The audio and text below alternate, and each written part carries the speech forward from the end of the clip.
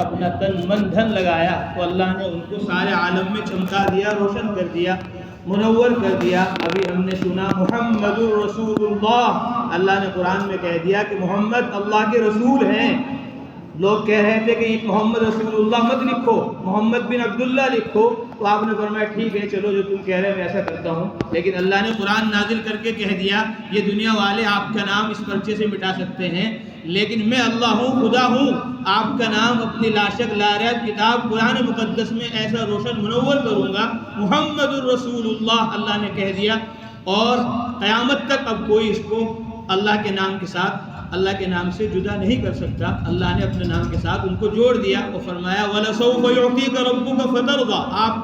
آپ کا رب اتنا دے گا کہ آپ راضی ہو جائیں گے، خوش ہو جائیں گے۔ تو اللہ نے رسول اللہ کو بھی چمکایا، اور جو ان کے ساتھ تھے صحابہ ان کو بھی کہہ دیا وَالَّذِينَ مَعَهُ أَشِدَّاءُ عَلَى الْكُفَّارِ، کہ جو صحابہ ان کے ساتھ ہیں وہ میدان کارزار میں کافروں کے لیے بڑے سخت ہیں اور مسلمانوں پر رحم دل ہیں۔ آپ ان کو دیکھو گے کہ وہ سجدے میں ہیں، رکوع میں ہیں، اللہ کی عبادت میں مشغول ہیں۔ تو جس طرح اللہ نے آپ صلی اللہ علیہ وسلم کو چمکایا، صحابہ کو چمکایا، اسی طرح جن لوگوں نے قرآن کو، حدیث کو اپنے سینے سے لگایا، اللہ نے بھی ان کو چمکا دیا، روشن اور منور کر دیا۔ حضرت شیخ عبد القدوس گنگوہی رحمۃ اللہ علیہ، حضرت مولانا رشید احمد گنگوہی رحمۃ اللہ علیہ، 500 برس ہو گئے لیکن ایسا لگ رہا ہے کہ شیخ عبد القدوس ابھی یہیں اپنی مسجد کے اندر بیٹھے ہوئے ہوں، مولانا رشید احمد گنگوہی رحمۃ اللہ علیہ ابھی وہاں اپنا درس دے رہے ہوں۔ اللہ نے ان کے نام کو بھی روشن کر دیا، منور کر دیا۔ کہاں اعظم گڑھ ہے، کہاں مبارک پور ہے، وہاں سے علماء کرام جنہوں نے ابھی ہمارے سامنے بیان کیا، نماز پڑھائی،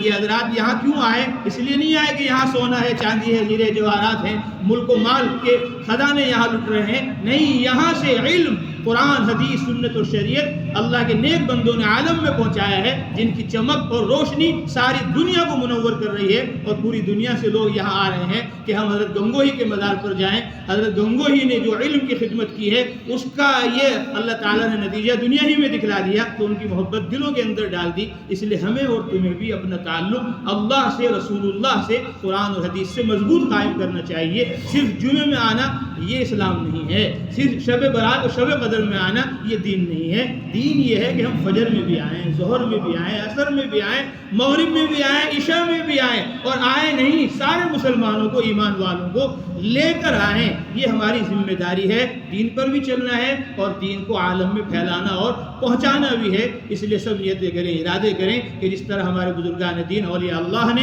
قرآن پر، حدیث پر محنت کی اور سارے عالم کو قرآن حدیث کے نور سے منور کیا، اسی طرح ہم سب بھی پورا دین سیکھیں گے، پورے دین پر عمل کریں گے، اور پورے دین کو عالم میں پھیلانے کے لیے اپنا تن من دھن سب قربان کریں گے۔ اس کے لیے بھی ہمارا اجتماع ہے الحمدللہ 29-30 دسمبر کو، اتوار کی رات میں لوگ جائیں گے، پیر کو اجتماع شروع ہوگا بادشاہی باغ، یہ مرزا پور سے آگے ایک مدرسہ ہے، وہاں پر ہمارا پورے ضلع کا اجتماع ہے، تو وہاں سے 5 ماہ کی جماعتیں، 4 ماہ کی جماعتیں عالم بھر میں جائیں گی، تاکہ سارے عالم کے اندر قرآن کا، حدیث کا، سنت اور شریعت کا نور پھیلے، اس میں ہمارا اور تمہارا حصہ ہو جائے۔ دین تو پھیل کر رہے گا، پہنچ کر رہے گا، لِيُظْهِرَهُ عَلَى الدِّينِ كُلِّهِ، دین سارے عالم پر، سارے دینوں پر غالب ہو کر رہے گا، ہمارا تمہارا بھی اس کے اندر حصہ ہو جائے۔ اس لیے سب نیت کریں، ارادے کریں کہ انشاءاللہ 5 نمازوں میں خود بھی آئیں گے اور سب مسلمانوں کو لانے کی فکر کوشش میں لگیں گے۔ اللہ تعالی ہم سب کو پورے دین پر چلنے کی اور پورے دین کو سارے عالم میں پھیلانے پہنچانے کی